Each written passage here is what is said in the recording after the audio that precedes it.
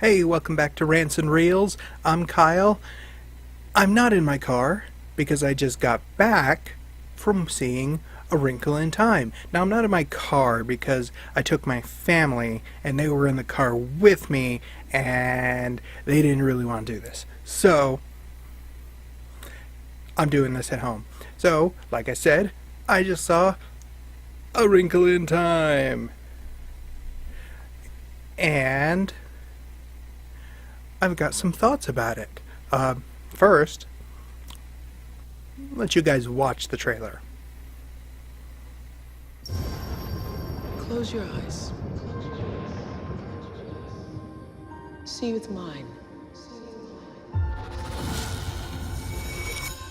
You were a top student, but look at you now. You can't keep using your father's disappearance as an excuse to act out. Is that his work? What's it about? Their dad, he wanted to touch the stars. Imagine that the ant here wants to get to her other hand. The quickest option is to walk across the street. But it turns out a straight line is not the shortest distance between 2 points. Not if you use a fifth dimension. It's outside of the rules we know of time and space. So, the ant arrives in my hand instantaneously. So you fall to space. More likely wrinkle it. Where are we?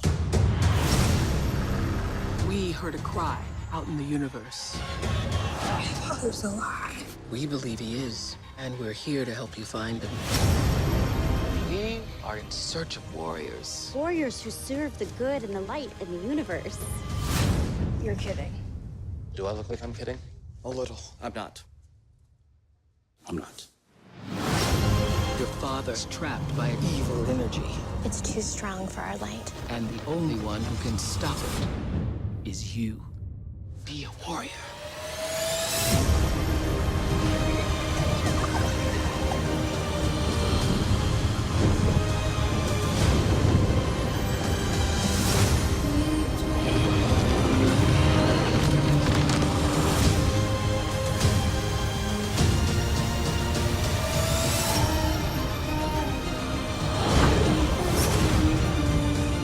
My love is always there, even if you can't see it.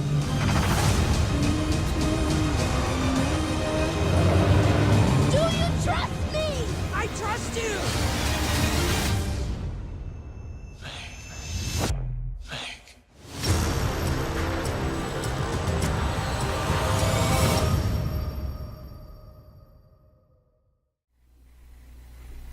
Alright, so the movie itself. Now, I am and was a very, very big fan of the books as a kid.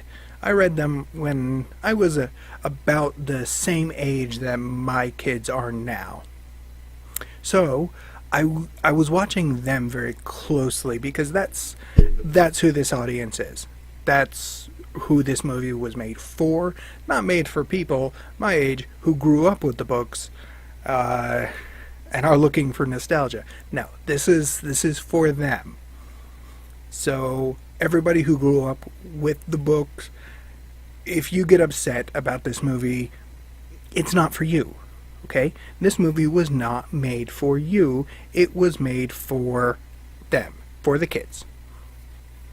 So let's just get that straight right there. Now, their reactions during this movie made the whole thing work. They were on the edge of their seats. They were fully engaged, excited and sad and just thrilled. They absolutely adored it. I loved it too. I thought it was a fantastic adaptation. It really kept to the feel and the spirit of the book, which is really that's really the hardest part to get nailed down, especially with something like this. It was really visually stunning. The performances were fantastic. The direction of Ava I actually have notes I can read here, but I'm going to mispronounce that name. DuVernay? I feel like an idiot because I can't pronounce that name. But the director, she did a fantastic job bringing all of these elements together visually. It was just a perfect example of show, not tell. The way all of these elements unfolded on screen. It was beautiful. It's not exactly how I imagined it when I read the books, but pretty damn close. I could tell immediately the things that they were going for.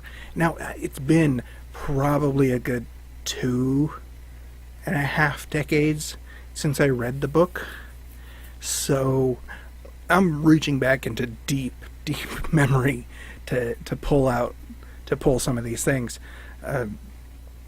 but it worked. I got the recall. I got everything that's really stuck with me over the years. Now, the cast, I had some reservations about the casting. Not a whole lot, but this is one of those films where the cast can really make or break it. If they've been good in the past, that doesn't mean they can nail this particular performance. The lead, Storm Reid, who played Meg, she was phenomenal. Absolutely. I can't...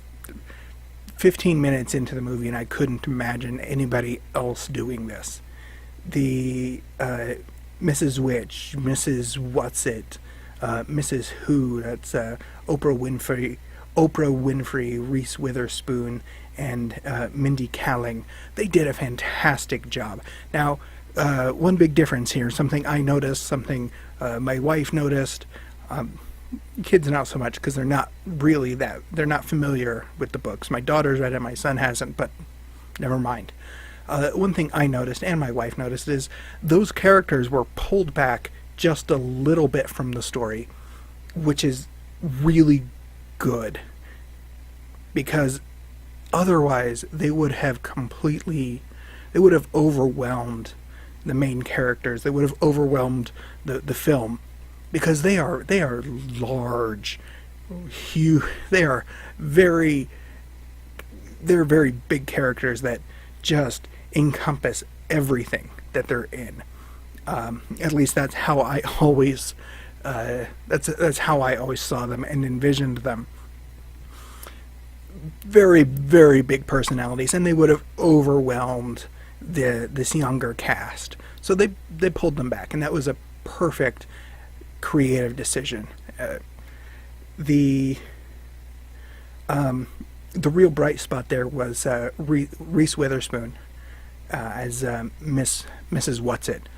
She was phenomenal. Very engaging, just visually stunning. Not just because, well, everybody in this is attractive, but the way they made her up, her costuming, the costuming all around was beautiful. But the way they made her up, the way they set up her character, she had to have a ball with this. It was terrific. Just brought so much life and humor to the character. The youngest cast member, Deric McCabe, playing Charles Wallace. That's what had me worried. That's a difficult character, and this kid nailed it. And Levi Miller playing Calvin was just spot on. Absolutely terrific. But really, the most important thing is that the kids, every single kid in the theater, was just enthralled with this. Absolutely fantastic. Best adaptation of this story I've ever seen, and I highly, highly recommend it, especially for anybody who's got kids. And that's all I'm gonna give you. Go see this movie. Go take your kids. You're gonna love it, I think.